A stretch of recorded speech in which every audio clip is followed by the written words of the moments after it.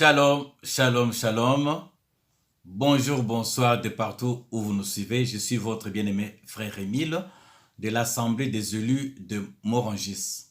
Je rends gloire à notre Seigneur Jésus-Christ qui me donne cette opportunité de me présenter au devant de vous pour vous apporter la lumière.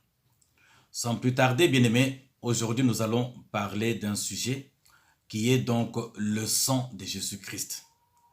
Le sang qui est encore invoqué dans certaines soi-disant églises. Bien-aimés, je vous dirais d'emblée que le sang de Jésus ne s'invoque pas. On n'invoque pas le sang de Jésus. Parce que nous, chrétiens, nous avons ce sang-là en permanence. Ce sang coule en nous. Voilà pourquoi, bien-aimés, vous allez comprendre. Si nous prenons, bien-aimés, une écriture, dans le livre de Genèse, chapitre 3, le verset 14, la Bible nous dit que Dieu a donné le pouvoir à Satan, donc au diable, de manger la poussière de la terre. Donc le diable avait pour nourriture de manger la poussière. Et si nous continuons plus loin, dans le livre de Genèse, chapitre 3, toujours, le verset 19. Là, Dieu donne comme sentence, après que l'homme ait péché, il lui dit, tu es poussière, tu retourneras poussière. Donc, l'homme, ici, bien aimé, vous comprenez que l'homme, c'est la poussière. C'est par là que nous concluons que la nourriture dont Dieu donne au diable, c'est tout simplement l'homme. C'est-à-dire, Dieu donne le pouvoir au diable de dominer, donc de manger, d'avoir comme nourriture l'homme.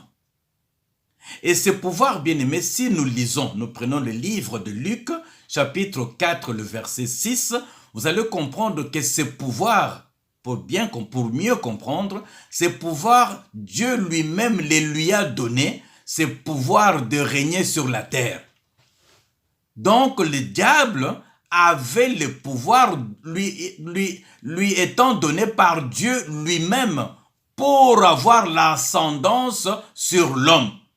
Il lui dit, tu ne mangeras que la poussière, c'est-à-dire tu mangeras en d'autres termes l'homme.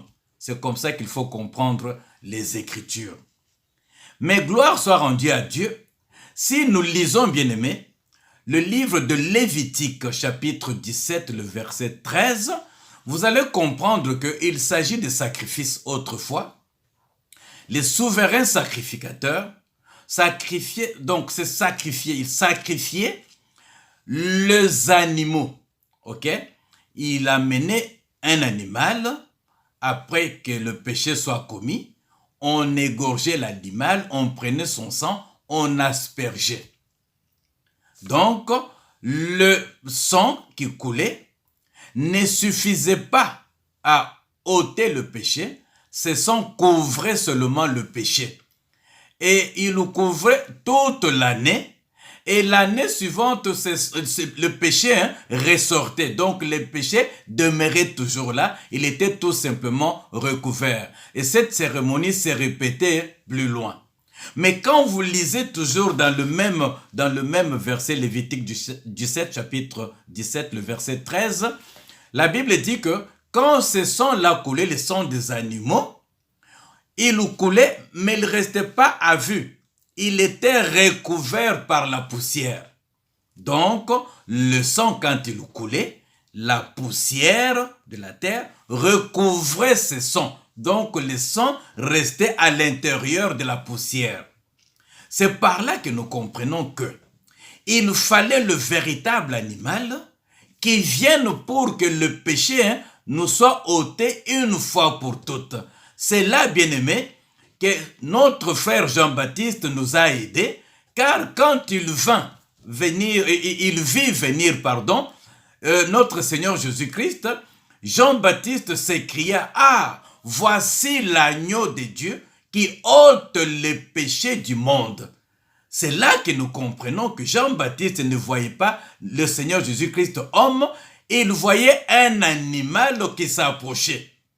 C'est là que nous disons, Jésus, l'animal, était venu se donner en sacrifice. Il était venu se donner la mort pour que son sang coule afin que nos péchés soient ôtés. Voilà pourquoi, bien aimé, la Bible dit que le sang de Jésus a coulé sur la croix une fois pour toutes. On n'a pas besoin de recommencer cette cérémonie. Cette cérémonie s'est accomplie une fois pour toutes. Et le sang de Jésus, quand il a coulé sur la terre, ce sang, bien aimé, la terre l'a récupéré et l'a recouvert. Donc, c'est là la vie de tout chrétien. Tout chrétien a en lui le sang de Jésus qui coule en lui en permanence. Bien aimé, le sang de Jésus, c'est l'âme de Jésus. Le sang de Jésus, c'est la vie de Jésus. Ce sang, bien aimé, quand tu l'as coulé, la Bible dit que ce sang a coulé une fois pour toutes. Et ce sang a coulé et nous a donné la vie. Si nous vivons, c'est à cause du sang que quand il a coulé, il a ôté nos péchés. Il a enlevé la condamnation. Il a annulé l'ordonnance qui nous condamnait. Aujourd'hui, nous n'avons pas porté le poids de la condamnation. Voilà pourquoi, bien-aimés, vous allez comprendre que la poussière qui était la nourriture du diable, désormais le diable ne pourra plus nous manger, si je peux parler comme ça, parce que nous ne sommes plus seulement la poussière, mais nous sommes la poussière mélangée au sang de Jésus. Le sang de Jésus qui est en nous, nous devenons automatiquement une nourriture indigeste, une nourriture que le diable ne pourra plus manger à cause du sang de Jésus-Christ qui nous donne maintenant le pouvoir sur le diable, le pouvoir de chasser le diable, le pouvoir de l'éloigner de nous, le pouvoir de résister au diable. Tout cela, comment le diable va désormais fonctionner? Il viendra tout simplement nous mentir. Parce que la Bible dit, le diable viendra nous tenter, résister au diable. Il viendra tout faire pour nous mentir, parce que son rôle, c'est de nous mentir. Il viendra tout simplement essayer de tenter afin de nous tromper, parce que c'est le père du mensonge. Mais à cause du sang de Jésus-Christ bien-aimé, je vous informe que nous sommes plus que vainqueurs. Le diable a ainsi perdu son pouvoir sur l'homme, parce que la poussière que nous étions, aujourd'hui, la poussière est mélangée avec le sang. Cette composition-là fait que nous devenons une nourriture indigeste que le diable ne pourra plus manger. Voilà, bien-aimés, ce que vous devez comprendre que le sang de Jésus, on ne l'invoque pas. Nos chrétiens, désormais, nous avons le sang de Jésus en nous. Nous ne pouvons plus l'invoquer. Si quelqu'un invoque le sang de Jésus, c'est un païen parce que lui, il n'a pas le sang de Jésus-Christ. Ou il le fait par manque de connaissance. Et comme vous savez, le manque de connaissance tue. Car la Bible dit, nous mourrons par manque de connaissance. On n'invoque pas le sang de Jésus-Christ bien-aimé. Nous les chrétiens, nous l'avons en permanence.